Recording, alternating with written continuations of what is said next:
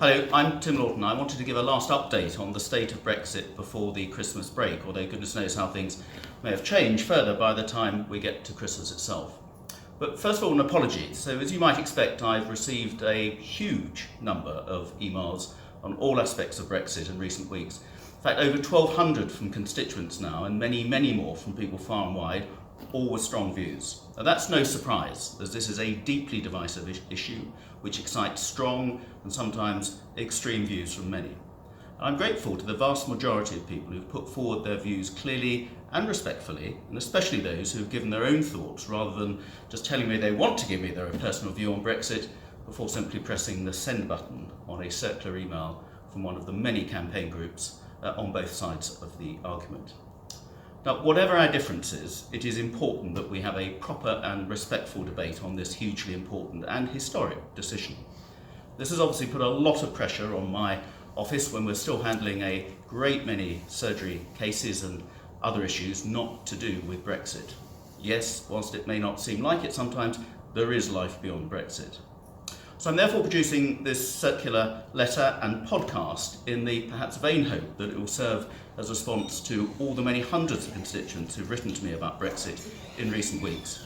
And I've also recorded it as this podcast on my website and Facebook page, where it can be seen by a wider audience, which usually provokes a lively debate. And it should be taken in conjunction with the other regular updates I've published on my website and social media pages, including the speech I made during the abortive debate on the so-called meaningful vote on Brexit earlier this month. So here goes.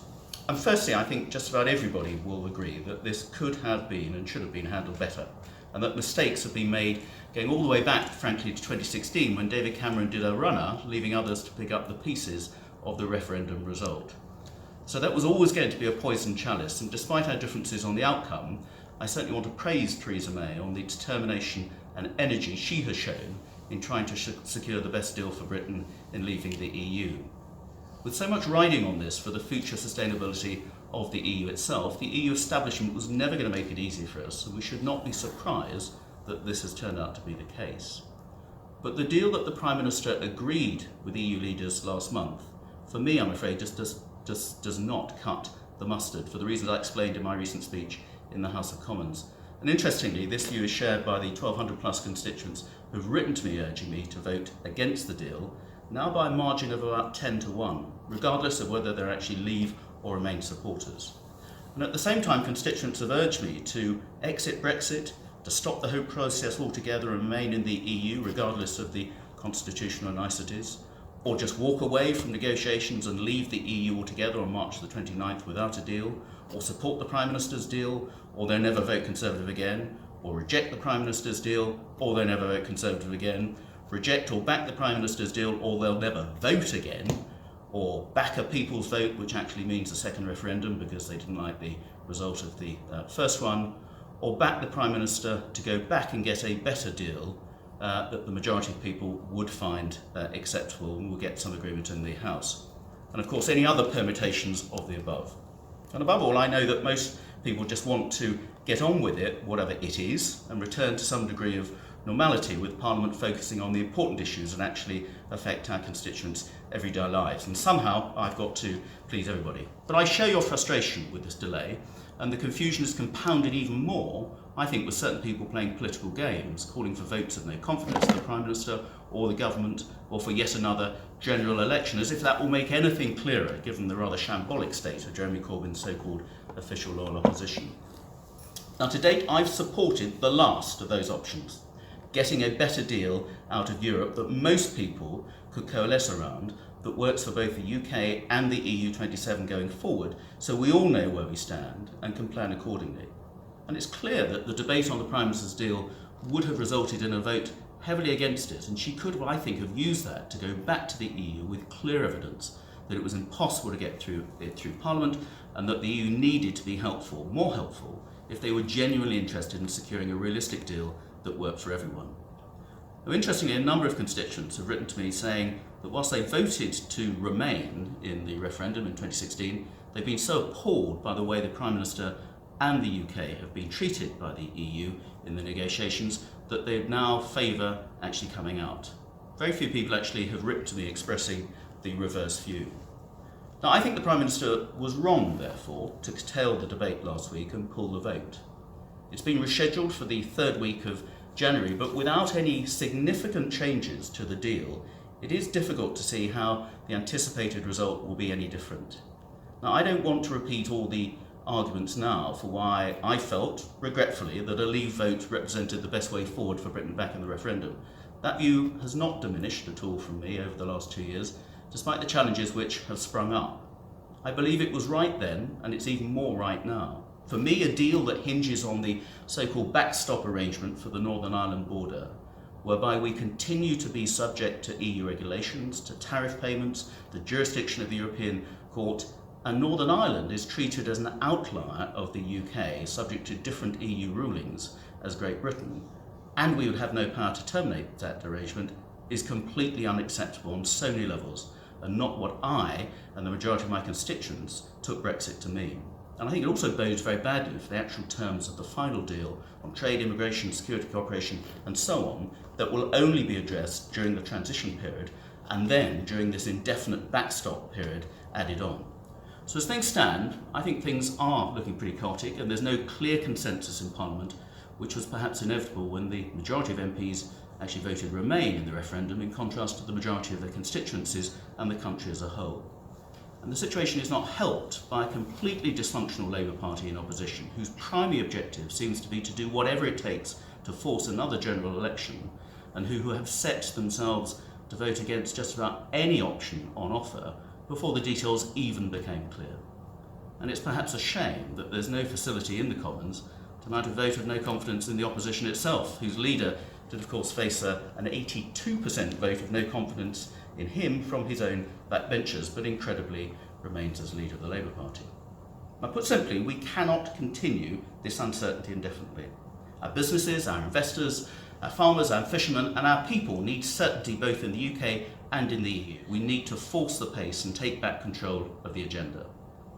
Let us be clear, without any change to already agreed laws, the UK will leave the EU on March the 29th, whether the terms of that departure have been resolved or not. No deal does not mean Remain, it means we leave the EU without a comprehensive deal. That's not preferable. We should step up that planning and tell the EU that with regret, we now see that as the most likely outcome unless they show willing in making realistic changes to the backstop provisions within the agreement that are legally binding. And many alternative remedies have been put forward to find technological solutions to the Northern Ireland border, which now seems to have become the heart of our differences, despite not having actually been a major issue during the referendum debate itself. Now, surely if they were serious about achieving a solution, the EU should be putting their best men and women on the job to provide a practical resolution as a matter of urgency, rather than simply saying why everything being considered just won't work. I think there's still a chance that the EU will see sense and offer helpful compromises as the clock ticks down to March the 29th. It's of course a familiar characteristic of the EU that they hold out until the 11th hour before eventually agreeing final terms, despite what they say about it being a final or only deal on the table. Perhaps that's wishful thinking, but I still believe that a deal could be secured this way. The biggest threat to such an outcome, however, I think, are the siren calls of those who believe that a second referendum in some way offers a magic bullet to get us through the current impasse. In reality, it does no such thing, and has only emboldened the EU to hold out for as long as possible, strengthened by the prospect of a further vote by the UK, which will go a different way and terminate the whole Brexit process, perhaps. I don't think it will, and I believe that this would be the worst of all worlds for four main reasons. Firstly, a referendum will mean a further significant delay and extension of uncertainty whilst the legislation is passed and the required campaigning periods satisfied. And given the current impasse, how long would it take to come up with an agreement on what the actual question or questions should be?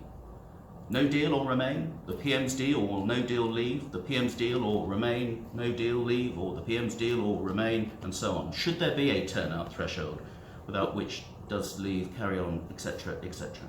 If the result was to come out for Remain, why should the 17.4 million people who voted to leave in good faith accept it, especially if the turnout's lower? And should we then make it the best of three? If the result is still leave, how much further delay and resources would have been expended in the process. The referendum and its fallout have already been incredibly divisive to our country, and we need to focus on bringing us back together. Surely a further referendum can only intensify the bruising that the nation has already taken. So for all those reasons, I will be very opposed to any moves to hold a further referendum. Indeed, it was the, I think, rather patronising arrogance of the EU on not accepting the view of the people of Ireland, France and Denmark on previous occasions when they came up with the wrong decisions in various referendums and forcing them to vote again until they came up with the right option, which so annoyed many people into voting leave in the UK back in the referendum. As I said at the beginning, the way ahead is far from clear, and we should not be in this position we are, but we are where we are. And in the likely event of the debate and vote in January not changing anything, my view is that we should focus now on arrangements for a managed no deal after March the 29th, where the many areas already agreed to date can be put in place on a temporary case-by-case basis, whilst more substantial discussions about longer-term arrangements can take place, without us having signed away £39 billion and without a legally binding agreement which severely hampers our room for manoeuvre. First amongst these must be to guarantee the rights of the EU residents in the UK, and the government has actually already been very proactive and very generous in providing certainty there. My greatest hope is that this does not become necessary, and an agreement can be found, but as we enter the final 100 days to Brexit, this approach seems the most practical. It will not be easy, but much preparation has been put in place to make it possible, and hopefully common sense and common interest will prevail on both sides. I will of course continue to post updates on my website and my Facebook page, and if you have any specific points relating to this, the points above, please continue to email me directly. However, I'm not anticipating responding to any further mass circular campaigns on Brexit, certainly this side of Christmas. In the meantime, I want to take this opportunity to wish everyone a happy and preferably Brexit-free Christmas, and a peaceful, less traumatic, but Brexit resolving 2019. Have a good Christmas.